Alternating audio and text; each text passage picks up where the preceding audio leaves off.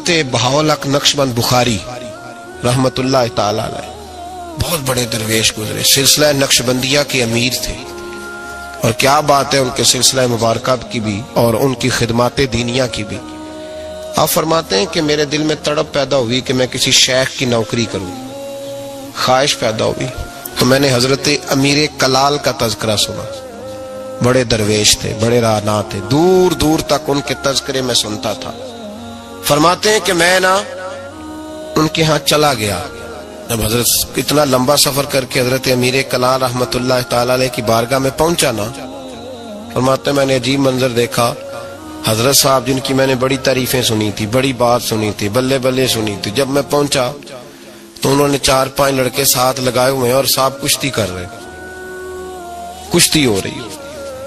تو کہتے ہیں میں نے کہا یہ بھی کوئی صوفی ہے جو کشتیاں کر رہا ہے، یہ بھی کوئی طریقہ ہے؟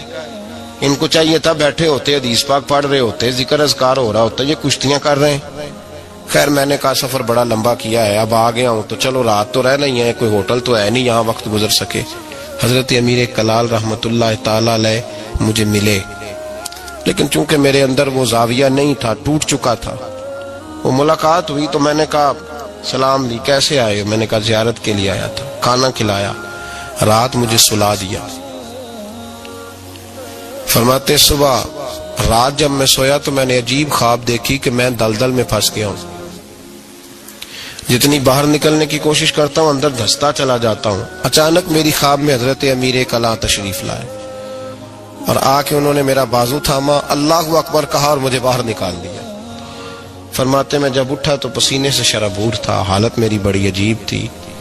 اتنی دیر میں فجر کی اذان ہوئی، نماز پڑھی تو حضرت امیر کلال رحمت اللہ علیہ خود میرے لیے ناشتہ لے کے آئے اور فرماتے ہیں میرے آگے ناشتہ رکھ کے کہنے لگے بیٹے اگر ہم کشتی نہ کرتے تو رات تجھے دلدل سے کیسے نکالتے، اگر کشتی نہ کرتے تو دلدل سے تجھے کیسے نکالتے۔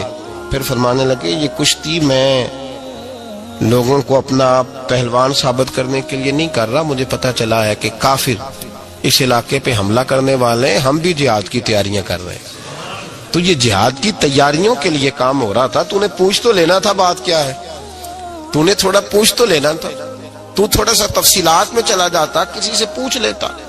دیکھیں نا کبھی کبھی میں محبوب کے وہ فرمان دیکھتا ہوں تو دل میرا کھل اٹھتا ہے۔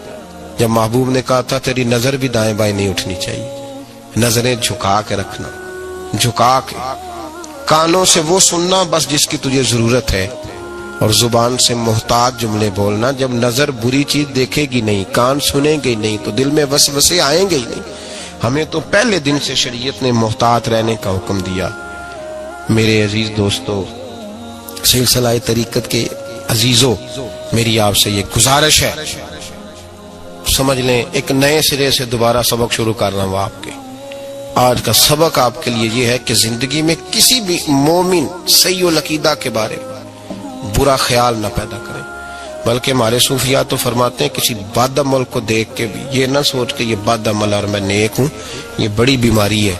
فرماتے ہیں ہو سکتا ہے ایک وقت ایسا ہے تیری توفیق چلی جائے اور اس کو اللہ توبہ کی توفیق دے کے اپنا ولی بنا لے، تو اچھی سوچ رکھ، مثبت رائے قائم کر۔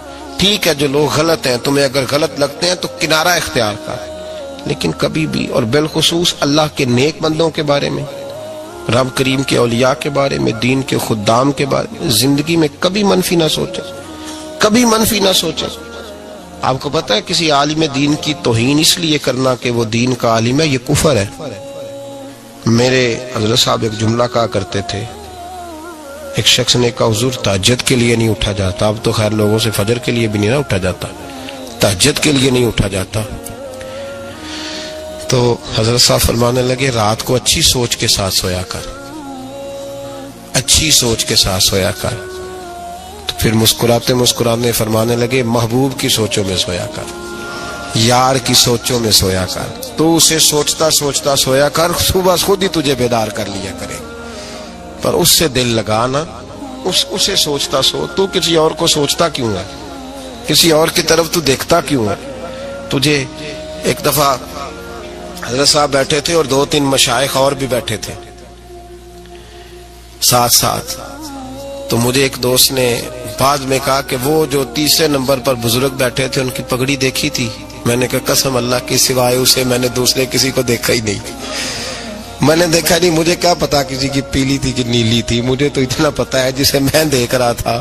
اور ویسے بھی ایک ول پجیا مینو صدق نہیں تھیندا، اور کدے ول پجاؤں؟ او بھائی ہم تو ایک کو نہیں راضی کر پائے تو ادھر بھی دیکھ تو ادھر بھی دیکھ، دیکھا ہی نہیں جاتا۔ سوچوں میں رہیں اور مثبت سوچ رکھیں، ٹھنڈی اچھی خوبصورت۔ میں سب سے پہلا فائدہ یہ ہے کہ اللہ آپ کو سکون کی دولت عطا